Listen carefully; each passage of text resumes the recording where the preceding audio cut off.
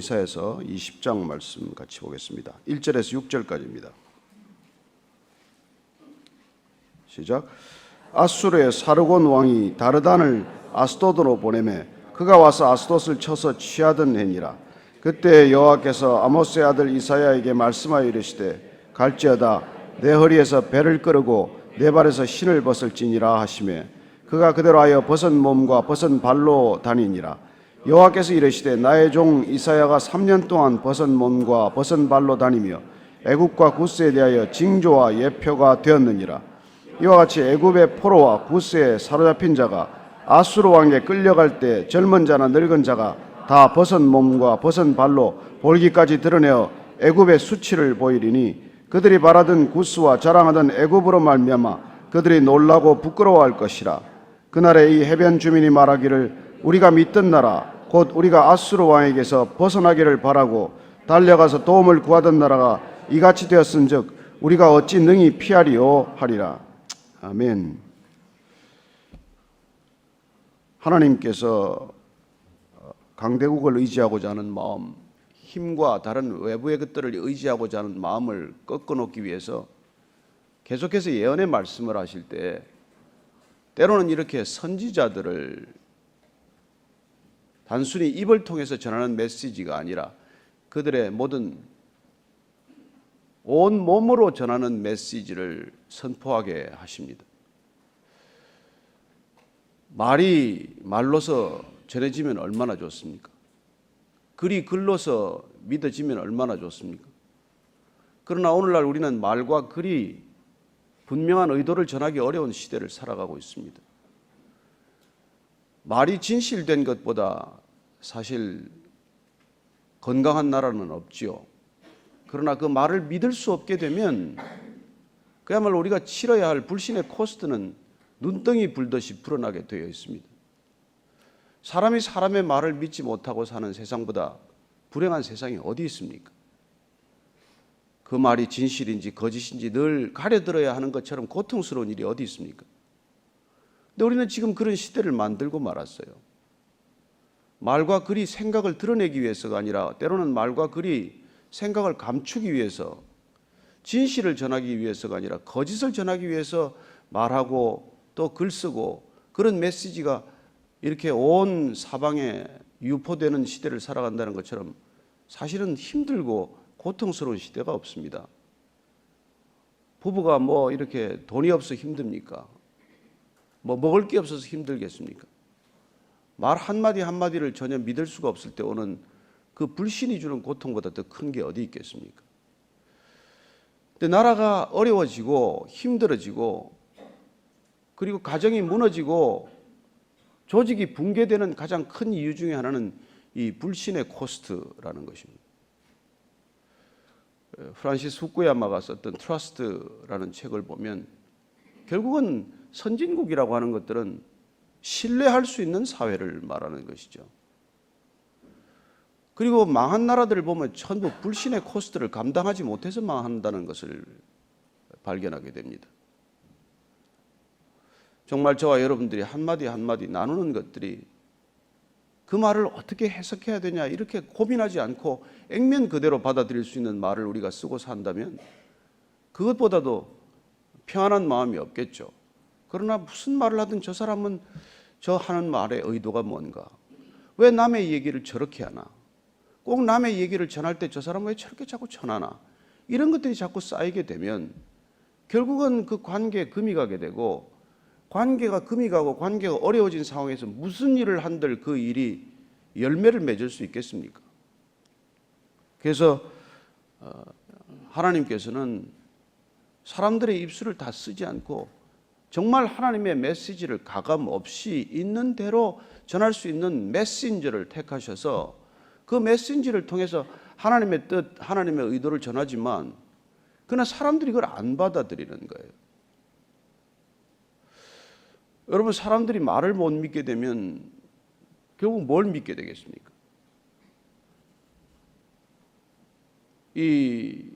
우리가 쓰는 이 언어야말로 하나님의 형상 중에서 가장 닮은 형상입니다.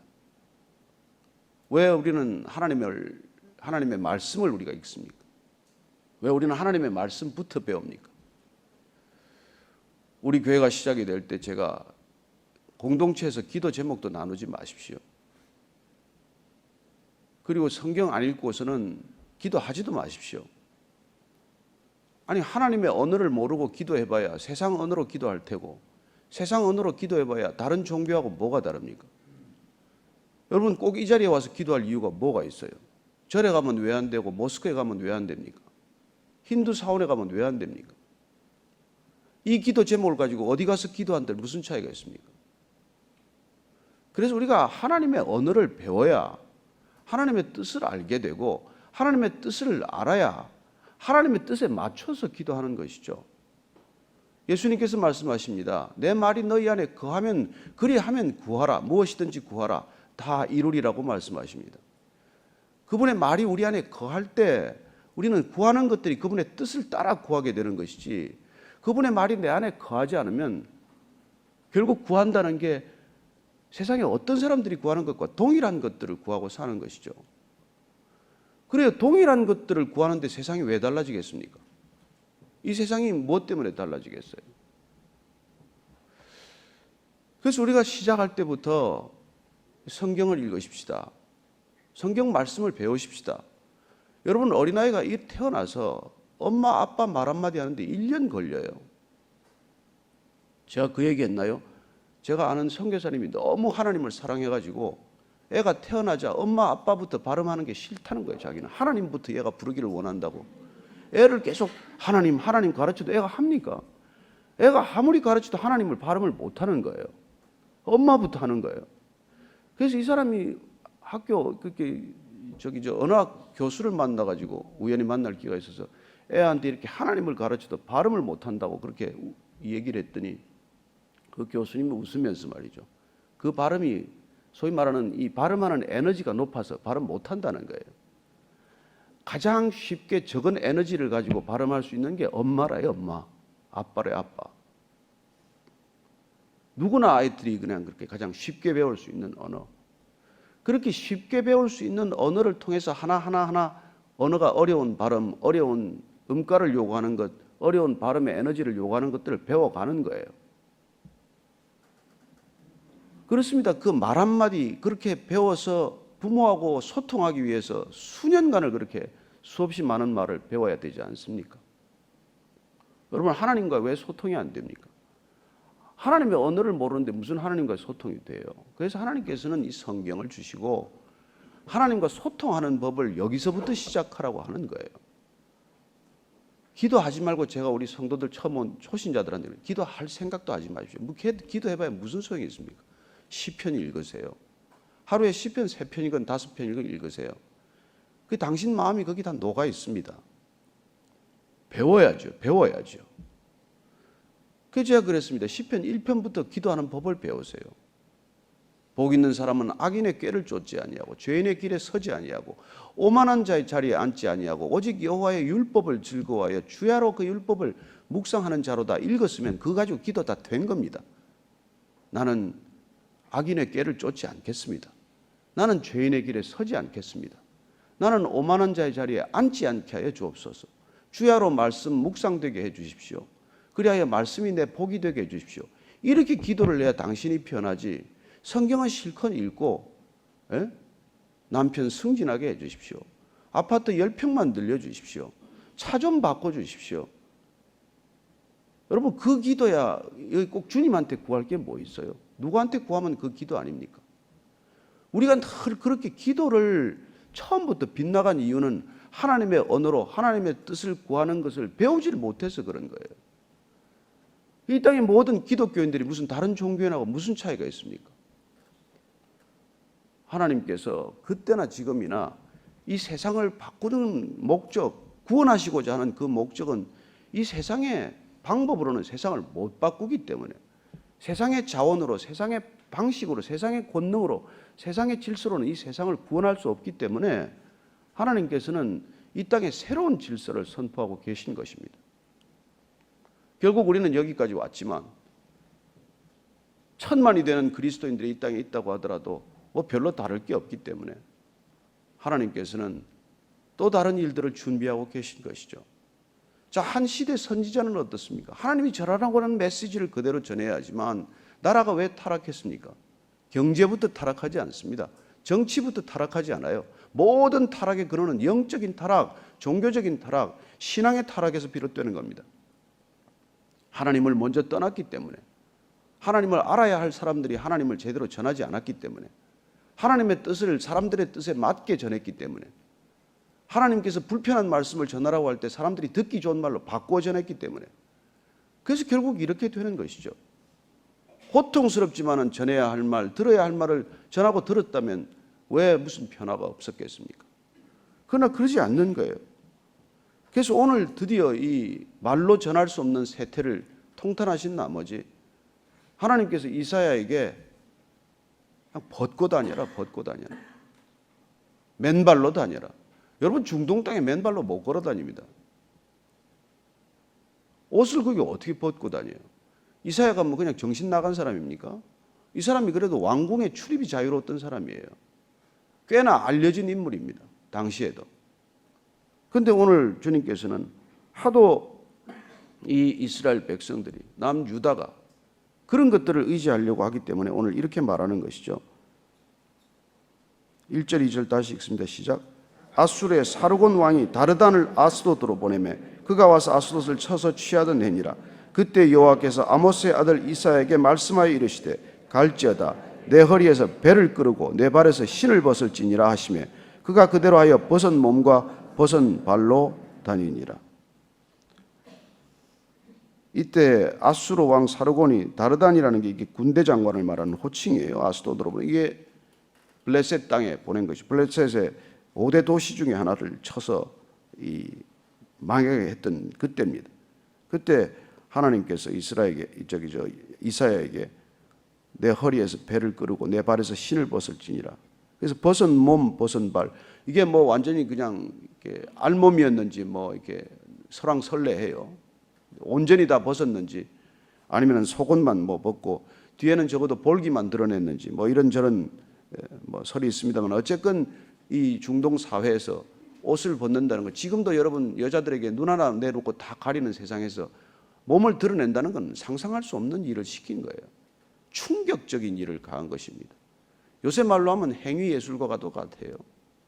말로 표현할 수 없는 것, 도저히 말로서는 더 이상 사람들이 귀담아 듣지 않기 때문에 이런 충격적인 얘기를 하는 거예요. 자, 이런 말이 만약 저와 여러분에게 들렸다고 합시다. 여러분들 저나 제가 오늘 너는 벌거벗고 올라가서 설교해라. 뭐 주님께서 그렇게 말씀 안 하셨기에 제가 옷을 입고 왔지만 그 말을 들었다고 해서 제가 여기 벌거벗고 올라올 수 있겠습니까? 요새 뭐 정신 나간 사람들이 밤에 그러고 다니는 사람들도 있긴 하더라마는 어떻게 그게 가능하겠어요? 이사야가 그걸 했다는 겁니다. 예레미야는 안 그랬습니까? 에스겔은 안 그랬습니까? 하도 답답한 나머지 하나님께서 그렇게 하신 것이죠. 예레미야서도 13장이나 19절 보면은 13장에는 띠를 갖다가 유브라데 강에 파묻으라 그래요. 파묻어서 또 파오라 그래요. 다 썩어서 없어진 걸 다 썩은 걸 갖다 그걸 보여주라고 그러지 않습니까? 토기장이 비유를 하기 위해서 토기를 갖다 사람들 앞에서 깨뜨린다든지 그런 갑자기 이렇게 예측할 수 없는 행동들을 요구하신 것이죠. 또 뭐 예레미야에게 멍에를 메고 바벨론의 멍에를 메야 산다고 하나님하고 그 거짓 선지자하고 대결할 때도 여러분들 보면 예레미야서에 보면은 그 멍에를 메고 나타나지 않습니까? 그런 일들을 하는 것이죠. 에스겔은 벙어리를 또 말을 못하게 했어요. 선지자에게 말을 못하게 하면 여러분 뭐 어떻게 되겠습니까? 하기야 뭐 세례 요한이 올 때도 스가랴 선지자도 아버지가 벙어리가 됐었습니다만 하여튼 그렇게 벙어리가 되도록 하는 그런 일들을 겪게 하시질 않나. 나중에 또 에스겔은 보면은 아내가 죽습니다. 아내가 죽어도 슬퍼하지 말아라. 그런 하나님의 명령을 받게 됩니다. 지난밤에 아내가 죽었지만은 그는 통곡하지 못합니다. 그런 행동으로 너희들이 이런 끔찍한 일을 겪어도 슬퍼할 수조차 없는 상황이 오리라는 것을 이렇게 온 몸으로 전하라는 거예요. 그렇습니다. 말로 전해질 수 있으면 족하면 얼마나 좋습니까? 글로 그 뜻이 전해질 수 있다면 얼마나 좋겠습니까? 그러나 그 모든 수단들을 다 하고도 하나님께서 메시지를 전할 수 없을 때는 그렇게 충격적인 방법으로 하나님의 뜻을 전하실 수 있다는 것이죠. 저는 어쩌면 이 시대가 지금 그런 시대로 접어들었다고 생각이 됩니다. 제가 이 말씀을 묵상하다가 이 시대 우리한테는 이런 말씀을 안 하고 계시나?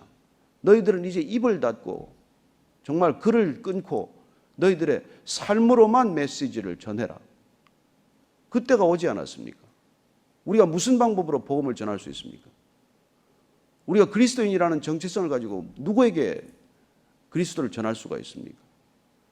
더 이상 어쩌면 우리는 그리스도인이라는 것을 입에 닫고 교회라는 말을 입에서 지우고 우리의 삶으로만 복음과 교회를 전할 수 있을 뿐 다른 방법이 없어지는 시대가 되고 말지 않았습니까? 교회 다닙니다 말하면 조롱받는 거나 되고. 그래서 어쩌면 우리는 오늘 이 이사야서 20장 말씀을 읽으면서 각자에게 너는 몸으로 전해야 할 메시지는 무엇이냐? 내 입으로가 아니라 내 글로가 아니라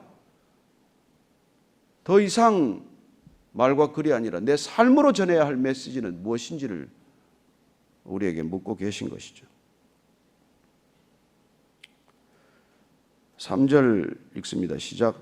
여호와께서 이르시되 나의 종 이사야가 3년 동안 벗은 몸과 벗은 발로 다니며 애굽과 구스에 대하여 징조와 예표가 되었느니라. 하루 이틀도 아니고 3년 동안 3년 내에 이렇게 무슨 알몸으로 벗은 몸으로 다녔는지 아니면은 이따금씩 하나님의 메시지를 전해야 할 때 그렇게 했는지는 분명치는 않지만 어쨌건 이 3년 동안이나 벗은 몸으로 다녔다는 거예요. 참 안 잡혀가기 다행입니다. 이와 같이 애굽의 포로와 구스에 사로잡힌 자가 아수르 왕에게 끌려갈 때에 젊은 자나 늙은 자가 다 벗은 몸과 벗은 발로 볼기까지 드러내야 애굽의 수치를 보이리니 그들이 바라던 구스와 자랑하던 애굽으로 말미암아 그들이 놀라고 부끄러워할 것이라.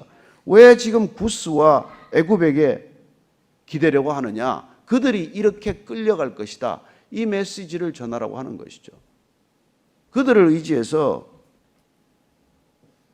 왜냐하면은 이 블레셋 아까 아스도츠라는 게 망하지 않았습니까? 그 아스도스의 그 당시에 통치자가 야만이라는 통치자였는데 이들이 애굽을 의지했어요. 그러다가 아수르의 침략을 받고 이 야만이가 애굽으로 망명을 하고 지금으로 하면 정치적 망명을 한 거예요.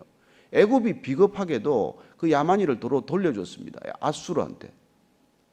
그런 전례가 있음에도 불구하고 이 남유다가 애굽을 다시 의지하려고 하기 때문에 기가 막힐 사태가 된 거예요. 거기를 어떻게 믿냐?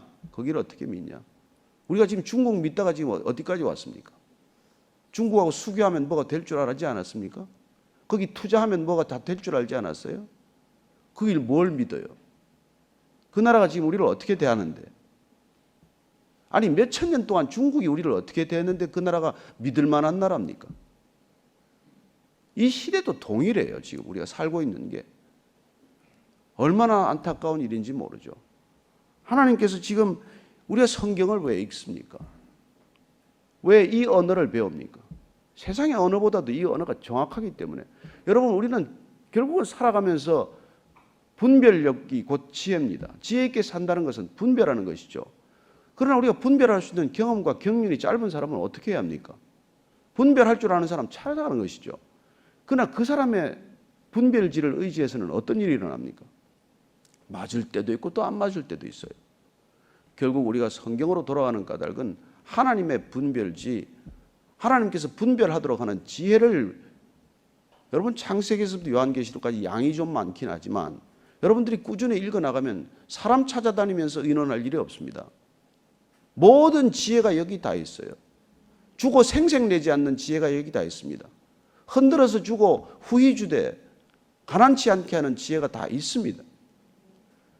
저도 세상의 책을 수천 권 읽었지만은 읽어도 정말 딱 한 단어밖에 건질 게 없어요. 한 줄밖에 건질 게 없습니다. 원래 책을 쓸 때 그래요. 한 줄을 부풀려서 200장, 300장 만드는 일이에요. 설교도 마찬가지입니다. 뭐 4줄, 5줄 읽고 나서 30분, 1시간씩 얘기하잖아요. 여러분들이 정말 여기 속에 지혜를 발견하고 이 속에 길과 빛과 생명을 발견하지 않으면 이 시대 못 삽니다. 단언하건대 여러분들이 오늘 이 말씀 가운데도 내게 주시는 말씀 붙들고 오늘 하루 살아갈 힘을 얻는 것이죠. 5절 6절 읽고 마칩니다. 시작.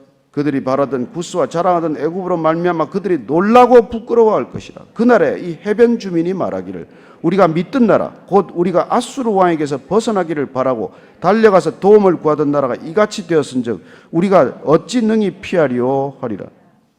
이렇게 말하는 것이죠. 그렇게 구스와 자랑하던 애굽이 기댈 만한 나라가 아니라 그들도 결국은 볼기를 드러내고 벌거벗은 몸으로 벌거벗은 발로 맨발로 끌려가는 포로들이 될 터인데 그 나라를 믿고 의지하고 그 나라와 외교하겠다고 그 나라와 국교 맺겠다고 그런 어리석음을 범하지 말라는 것입니다. 오늘 우리가 다시 한번 말씀을 정리하면서 저와 여러분들이 벌거벗은 듯이 살아야 할 일은 무엇이냐는 것이죠. 우리가 맨몸을 드러내고 살아야 할 그런 메시지는 무엇입니까? 저는 그렇게 저 혼자 묵상했습니다. 정말 내가 벌거벗은 듯이 살아야 되겠구나. 투명하게 살아야 되겠구나. 가식 없이 살아야 되겠구나. 그저 그냥 있는 모습 그대로 살아야겠구나. 여러분, 자녀들이 왜 떠납니까? 왜 자녀들이 부모를 그렇게 나중에 싫어하게 됩니까? 왜 교회 다니는 장로들, 목사들, 선교사들 자녀들이 다 빗나갑니까? 메시지가 다르기 때문에. 왜 MK, PK라는 말이 생겼습니까? Pastors Kids, Missionary Kids라는 말이 왜 생겼어요? 복음을 전한다고 하는데 삶은 복음과 상관이 없으니까 그 아이들이 그렇게 빗나가는 걸 빗대어서 얘기하는 것 아니겠어요? 마찬가지입니다. 오늘날 우리 자녀들에게 왜 신앙이 전해지지 않았습니까? 우리의 삶과 신앙이 분리되었으니까, 다르지 않으니까. 그 아이들이 부모의 등을 보고 배우지 입을 보고 배웁니까? 우리가 아무리 잔소리 한들 따라오지 않습니다. 부모가 살아가는 삶의 등을 보고 배우듯이 우리가 뭘 위해 살아가는지 그 아이들이 너무나 잘 아는데 우리가 이렇게 살아라 저렇게 살아라 되겠습니까? 우리 이제 자식들한테는 잔소리 절대 하지 맙시다. 해봐야 되지도 않고 이미 품을 떠난 자녀들이에요. 우리가 보일 수 있는 건 맨몸으로 살듯이 벌거벗은 듯이 살듯이 100% 투명하게 그 아이들한테 사는 것밖에는 길이 없습니다.